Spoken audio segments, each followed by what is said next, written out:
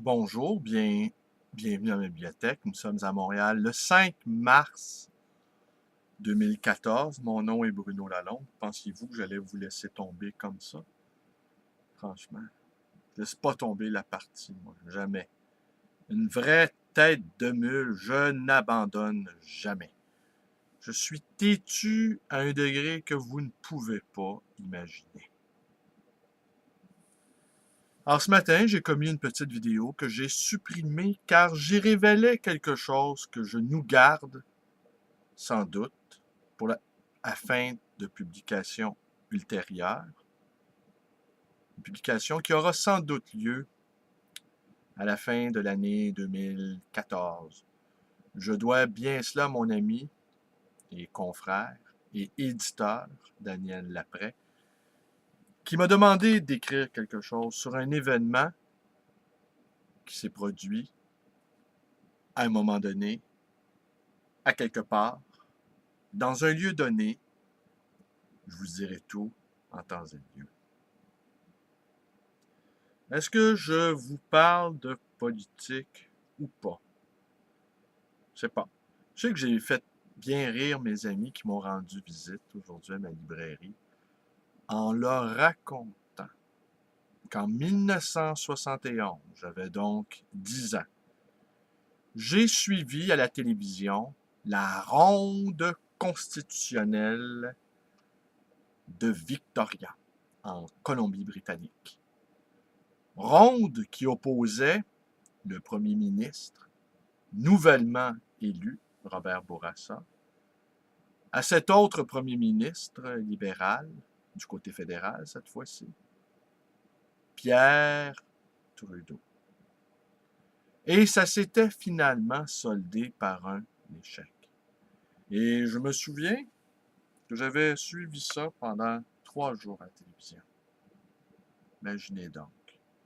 J'avais 10 ans et j'essayais de comprendre ce qu'est une constitution, ce qu'est un droit de veto, que sont les divers paliers gouvernementaux que représente le fédéral ou le provincial, qui est premier ministre, pourquoi, qui fait quoi avec qui.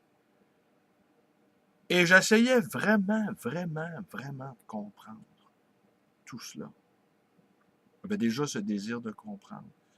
Également, ce que je n'ai pas raconté à mes amis qui m'ont rendu visite aujourd'hui, c'est qu'enfant, comme aujourd'hui d'ailleurs, je me levais très tôt, 5h30 du matin, mais j'avais toute ma petite routine, n'est-ce pas? Je dérangeais personne dans la maison, dans l'appartement. Et j'écoutais sur les ondes de CJMS, ou peut-être SCKVL, Frenchy Jarreau. Hein? Frenchy Jarreau. Et puis, évidemment, il y avait des lignes ouvertes. Alors là, encore là, de grandes discussions politiques à 6h du matin, 6h30. Et j'essayais encore de comprendre qui faisait quoi avec qui.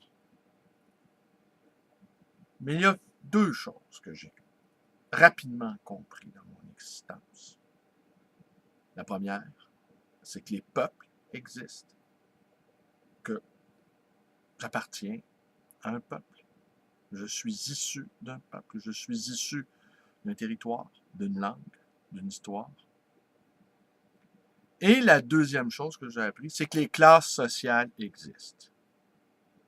J'ai été un tantinet étonné ce matin lorsque l'un des porte-paroles de Québec solidaire a parlé de prospérité pour les classes moyennes. Je ne sais pas si ça lui a échappé, mais assurément, si on parle de classe moyenne, d'ailleurs tout le monde dans la prochaine campagne électorale va défendre la classe moyenne, auquel classe on est tous, à laquelle on se sent tous appartenir, même si c'est à crédit pour beaucoup d'entre nous, et même si nous caressons cette illusion d'appartenir à la classe moyenne, surtout ne pas appartenir à la classe non pas inférieur, ni autre. Comment qu'on pourrait qualifier? Enfin, alors, quand quelqu'un qui se targue, qui se pique d'appartenir à la classe moyenne me dit que les classes sociales n'existent pas, je vois un petit problème là. Parce que si tu admets faire partie de la classe moyenne, c'est que donc il y a une classe qui t'est supérieure dans la hiérarchie et qui en est une autre qui est inférieure dans cette même hiérarchie. Alors qu'on nous cesse de nous bassiner avec la responsabilité individuelle tout en niant l'existence des classes sociales. Alors je vais conclure cette petite vidéo par ce que nous a raconté un jeune homme qui étudie à l'Université de Montréal, qui est d'expression anglaise et qui a grandi et qui vit encore à ce qu'on appelle DDO, dollar des ormeaux. Hein? Dollar des ormeaux est devenu DDO. Et il me racontait, ce jeune homme d'expression anglaise, bon, les parents ont voulu qu'il aille à l'école française et qui aujourd'hui le regrette un peu, car notre jeune homme est devenu un indépendantiste.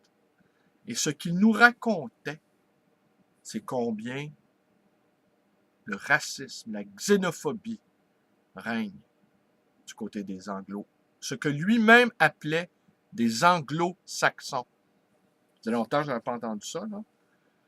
Il disait, vous n'avez pas idée, il nous prenait tous à témoin, vous n'avez pas idée de la xénophobie qui règne. Et tout le monde, sans exception, méprise les Québécois d'expression française. Et il me racontait également que ses professeurs à McGill, parce qu'il prend des cours à McGill également, racontent des salades sur les rapports censément harmonieux qui règnent entre francophones et anglophones, que cela c'était de la pure foutaise et que ces professeurs-là d'université étaient passablement déconnectés de la réalité qui régnait dans le West Island. Alors, nous lui avons serré la main chaleureusement. Nous l'avons bruyamment accepté parmi nous. Et nous sommes heureux d'avoir de tels compatriotes québécois. On en prendrait beaucoup des comme lui dans notre équipe. Voilà, c'est tout ce que j'avais à vous dire. Alors, j'ai supprimé ma vidéo de ce matin, car j'y révélais quelque chose. Je ne veux pas brûler mes cartouches afin de ne pas embêter cet ami, confrère et éditeur, Daniel Laprès, des éditions Accent Grave, qui m'a demandé de lui fournir un livre sur un sujet bien précis. Je vais bientôt me mettre au travail, mon cher Daniel. L'énergie va revenir, de toute façon. C'est la stratégie du couteau sur la gorge. Je n'ai pas le choix. Je vous remercie d'être avec moi. Portez-vous bien. Bonne soirée. C'est une petite vidéo de nuit. Alors, dormez bien. Faites de beaux rêves. Rêvez à moi. Je vais rêver à vous. Alors, la suite, ma chaîne, ma page, ma librairie, mon numéro de téléphone, 514-736-0999. Peace and love.